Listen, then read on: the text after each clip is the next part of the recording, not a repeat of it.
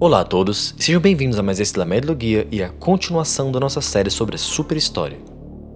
Essa é a parte 2 do vídeo anterior dessa mesma série. Acontece que aquele vídeo saiu com certos problemas, como ser um tanto quanto emético, e também pela edição ter sido extremamente distrativa, então achamos melhor fazer esse outro vídeo aqui como um complemento. Ele realmente complementa, ele acrescenta alguma coisa, então vale a pena você ficar por aí. Um outro erro importante. Para a confusão dos ufólogos e dos urologistas, nós usamos o termo ufologistas, para nos referirmos ao primeiro, ufólogo. É um termo que não existe, tá? Mas, enfim, chega de criticar nossa criação anterior. Vamos logo para o que interessa. Só não se esqueça aí também, né, de deixar o seu like, pensando em algo para comentar, e principalmente se inscrever se não for inscrito ainda. Aliás, se você for novo por aqui, separa um tempo para olhar com calma o nosso canal, vai perceber que nossa proposta é diferente de tudo o que você já viu. Dito isso, bora pro vídeo. Agora indo ao que interessa e sendo direto e claro. Sem o tema da alienação, não haveria ficção científica e nem quadrinhos de super-herói. Isso é um ponto que Cripple levanta e um fato inegável.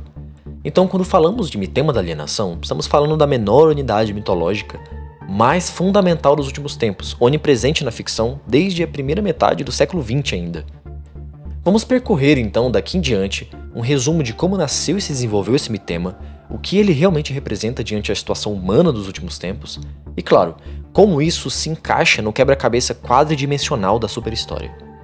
Vamos começar vendo mais ou menos cronologicamente como se desenvolveu o mitema até chegar na cultura New Age lá dos anos 90. Vamos ver por camadas, das primeiras influências até as últimas. Nossa história começa lá atrás, com os romances científicos de 1870 até a virada do século. O nome para se destacar desse período é com certeza Jules Verne, que escreveu Viagem ao Centro da Terra, Volta à Lua e mais um monte de outras obras. Ele chega a ser considerado até mesmo o pai da ficção científica, e, como pode ficar óbvio ao estudar a teoria de Cripple, Verne foi um pivô da transição inevitável do mitema da orientação para o da alienação. A sua influência é gigantesca, com certeza, e foi uma inspiração ao grande Charles Fort, que já falamos aqui no canal, e vamos ainda expor nesse vídeo a importância dele para o mitema. Outra influência que moveu Charles Fort e que também precisa ser contada ao lado de Verne é a de H.G. Wells. Wells escreveu uma variedade de histórias também, e na maioria ficção científica, incluindo a famosa Guerra dos Mundos, que é obviamente o precursor desse tema de invasão alienígena.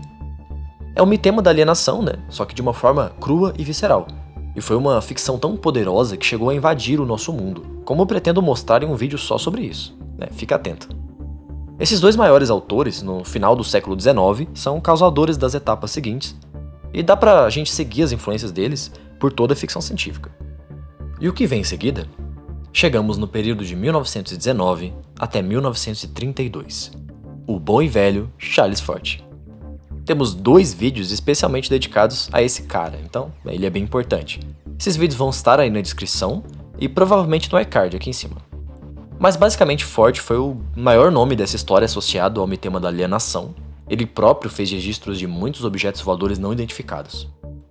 O cara era um erudito de ciências e ao mesmo tempo o avatar de uma possível era vindoura, de possibilidades quase infinitas.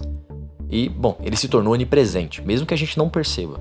Houve sociedades de escritores em torno de suas ideias, antes e depois dele partir. Então ele praticamente deu à luz a uma porrada de coisas da cultura popular americana.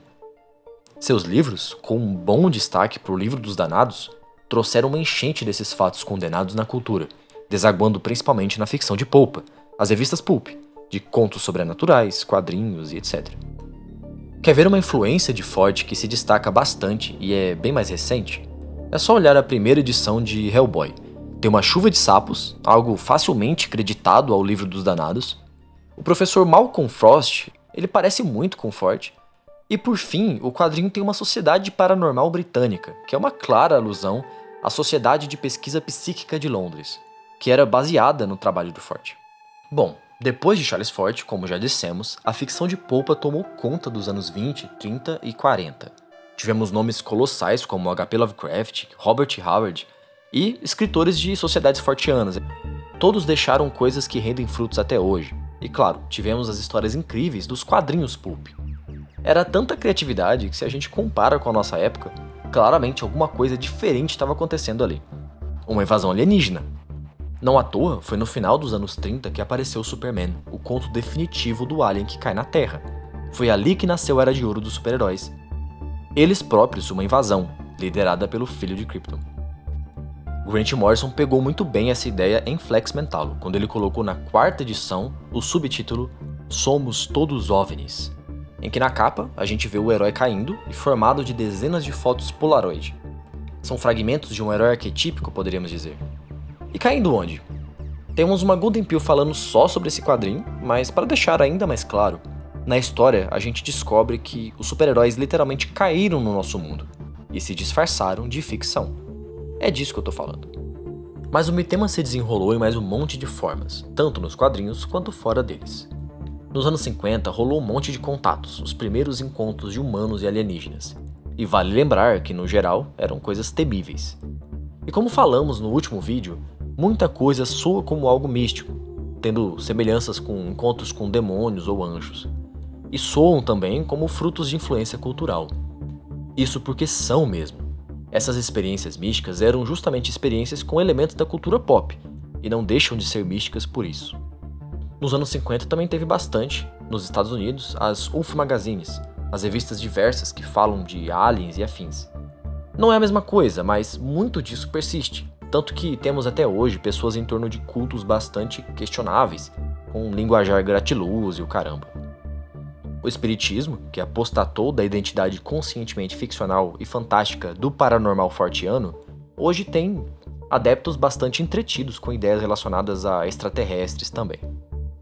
O que eu tô apontando aqui é que não só o mitema da alienação não saiu mais de cena, como nessas expressões ele se mostra capaz de promover sentimento religioso. O porquê disso, vamos explicar mais à frente. Depois de toda essa coisa dos anos 50 e 60, começa e tem seu auge lá nos anos 80 e 90, as muitas produções com temáticas de alienígena que são populares até hoje muitas vezes. E além disso, teve o que Kripal chama de literatura New Age, ou Nova Era. Tinha todo um conteúdo denso sendo produzido com noções de contatos com extraterrestres e conhecimento canalizado. Nos anos 90 tinha uma moda que provavelmente era parte da cultura rave também, que era as carinhas de ET para todo lado. No espiritismo, não podia faltar alguma coisa disso, é claro. Então rolou lá nos anos 70 uma teoria de uma parapsicóloga falando de crianças índigo. Mais tarde, isso se desenvolveu numa teoria de pessoas de outros planetas mais evoluídos reencarnando na Terra para trazer uma nova era, enfim. Outro ponto dessa época é o seguinte: se você tiver alguma noção, vai saber que a cultura New Age era obcecada com coisas do Oriente. Então, tem religiões nessa premissa, como Hare Krishna, e coisas mais estilo seita misticoide, como os seguidores do Osho ou do Samael Weor, sei lá. O ponto é, não é à toa essa popularidade do Oriente, na cultura New Age, ser simultânea à popularidade dos aliens e etc. Acontece que, novamente, vemos a interseção dos mitemas da orientação e da alienação. Por que isso acontece? Como rolou essa invasão alienígena na cultura de massa, se já existiam tantos equivalentes na orientação? Esse é o ponto maior desse vídeo, e a coisa mais básica a ser entendida sobre o mitema da alienação. Também é aqui que você vai entender por que eu falei lá atrás que o Charles Fort é extremamente importante. Segundo a teoria das dominantes de Charles Fort, o mundo saiu da dominante da religião e entrou na dominante da ciência. Essa segunda dominante, como já falei no vídeo anterior, tirou as coisas sagradas do imaginário humano. O mitema da orientação dessa forma também é afetado, além do mitema da divinização, já que não existem mais ilhas perdidas a serem descobertas, nem um vazio primordial depois da beira da Terra e tudo mais que já abordamos no vídeo sobre orientação. Na medida que essa dominante da ciência dessacraliza o próprio mundo e desmistifica o que tinha sentido místico até então, o mito não morre. O que acontece é o mito mudar de direção. Na medida em que essa dominante da ciência dessacraliza o mundo e desmistifica o que tinha sentido místico até então, o mito não morre. O que acontece é o mito mudar de direção. É aí que entendemos o que houve. E é aí que orientação e alienação se conversam. Pois quando não havia mais terras a serem desbravadas, nem nenhum outro mistério do tipo, o mito se moveu para fora da Terra, pro alien. Percebe como a ideia é simples e ainda assim tem uma complexidade que a gente pode explorar infinitamente? E mais, Percebe como, não importa a situação, Deus acha um caminho para se associar à humanidade? É por isso que as fagulhas divinas em Siegel e Shuster decidiram sair do trabalho que estavam fazendo com o Doutor Místico e o Zator, que viajavam para o Oriente, e foram para Kal-El de Krypton, o alien de um planeta destruído cujo significado em grego nada mais é do que oculto, Krypton, entregando que, ainda que alien, e numa linguagem científica, sua origem é arcana e mística. É claro que eu tô falando de Superman no contexto do mitema da alienação, assim como no último vídeo aconteceu. Como disseram Alex Ross e Mark Waid no final do Reino da Manhã, edição absoluta, uma história com o Superman acaba virando uma história sobre o Superman. Muito mais coisas virão sobre o assunto, é impossível explorar tudo isso de uma vez sem ser maçante, e bom, é o segundo vídeo sobre o tema, né? Então imagina se a gente não se importasse com ficar maçante. Enfim, esse foi mais um vídeo sobre a nossa série, né, sobre Super História. Não deixe de conferir os links na descrição e também todo o conteúdo variado que temos por aqui.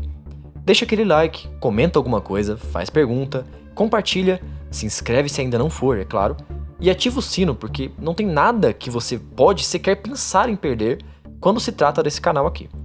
Nova Gênesis agradece a você que chegou até aqui e até a próxima.